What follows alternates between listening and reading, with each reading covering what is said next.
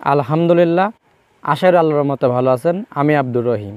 প্রিয় ভাইরা, এখন আপনাদের একটা ভিডিও প্রস্তুত করলাম, সেটা হলো একটি কবরস্থান, যে কবরস্থানে আমাদের সবাইকে যেতে হবে। সেই কবরস্থানের ভিডিও আপনারা এই ভিডিও দেখতে পাবেন। আশা করি ভিডিও এখন দেখবেন, আর ভিডিও এখন দেখাবার যদি ভালো লেগে থাকে চ্যানেলটা সাবস্ক্রাইব করবেন। চলেন ভাই, আমরা এখন দেখি যে আমরা মুসলিম ভাইরা কী সুন্দর করে কবরগুনা সংরক্ষণ করার জন্য পাঁচিল দিয়ে সুন্দর করে গেট তৈরি করি কবরস্থানে, সেটাই আপনারা দেখাবো। দেখতে পাচ্ছেন এটা হলো দড়িবামুনগাড়া, অর্থাৎ নাটোর গুরদাসপুর দড়িবামুনগাড়া কবরস্থানের গেট। এখানে কিছু আপনাদের মাঝে শেয়ার করব। আপনারা দেখাচ্ছে এই কবরস্থান দেখার পর আর দেখাচ্ছে কিছু আপনাদের মধ্যে শেয়ার করব, সেই কথাগুলো আপনারা শুনে যাবেন। দেখেন ভাই, আমরা কিন্তু দেখাচ্ছে বেশিরভাগ মুসলিমরা জানি যে এই যে কবরস্থান যে দেখতেছেন, এই কবরস্থান দেখাচ্ছে একদিন আমাদের কিন্তু সবাইকে আসতে হবে মৃত্যুর পরে। দেখতেছেন কত সুন্দর একটা গেটটা তৈরি করছে, এটা একটা মানুষের সুন্দর জন্য। ওখানে আরবি দিয়ে আল্লাহর লেখা আছে।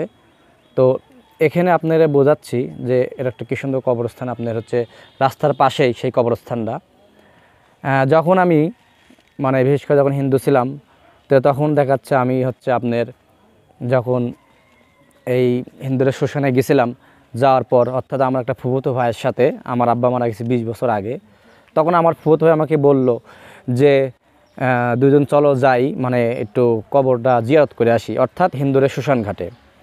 তো তখন আমি যাব, তখন আমার ফুফুতো ভাই আমাকে বলল যে করতে হবে, কবরস্থানে গেলে কিছু নিয়ে যেতে হয়, খাওয়ার কিছু তখন নিয়ে যেতে হয়। তখন বলল যে হচ্ছে মাটির আমরা একটা পাত্র কিনলাম, কেনার পরে তারপরে দেখাচ্ছে আপনার দুধ লিয়েছিলাম, দুধ লিয়ে এসে দুধ বলে নিয়ে যায় কবরে দিতে হয়। তো আমি জীবনে প্রথম দেখাচ্ছে এই কবরস্থানে যখন গেছিলাম, যাওয়ার পরে ওই দুধ নিয়ে যাওয়ার পর তখন ওখানে রাখলাম, দেখি যে ওখানে আপনার বিভিন্ন রকমের একটা দেবদেবতার ছবি ছিল কালীর। তো ওখানে সেজদা দেওয়া লাগলো, প্রণাম করা গেলো। ওখানে এই দুধ দিলাম এই জন্যে যাতে কবরবাসী খেতে পারে, এটা ছিল আপনার ওই ধর্মের বিশ্বাস। কিন্তু আমরা মুসলিমরা দেখাচ্ছে বিশ্বাস করে এখানে কোনো খাদ্য কিছু দিতে হয় না, আমাদের দোয়া পড়তে হয় অথবা মোনাজাত করি আমরা এই কবরস্থানে, যে আমরা যারা লাশ হিসাবে শুয়ে আছে তাদের জন্য দোয়া করি, আত্মীয় স্বজনের জন্য। এ পাশে দেখতেছি না একটা পুকুর আছে, আর কি সুন্দর একটা নিরিবিলি পরিবেশে কবরস্থানটা। এই কবরই মেন ধাপ একটা মুসলিমের জন্য। আপনারা যখন মুসলিম ভাইরা কোনো কবর পাশ দিয়ে যাবেন, আপনারা তখন আসসালামু আলাইকুম ইয়া হালাল কবরবাসী, আপনারা থাকেন, আমি ঘুরে আসি, এই কথা যদি বলতে পারেন, এই কথা বললেও দেখাচ্ছে আপনাদের অনেক সওয়াব, অনেক নেকি। তা আমরা দেখাচ্ছে মুসলিমরা কিন্তু এভাবে কোনো কিছু নিয়ে আসি না, আমরা শুধু জিয়ারত করতে আসি, এটা ইসলাম ধর্মের কালচার। আর এইটা আমি গীবতের জন্য বললাম না, এই জন্য আপনাদের জানালাম যে আসলে এই কবরস্থান একটা আমাদের জান্নাতের যদি বাগান হয়। দেখতেছেন কত পুরাতন এখানে কবর দেখা যাচ্ছে। যদি আমি ভিতরে ঢুকবো না, আপনাদের বাড়ি থেকে দেখাচ্ছি, আপনারা তো জানেন, তারপরে আমি এটা ভিডিও করতেছি আপনাদের দেখানোর জন্য।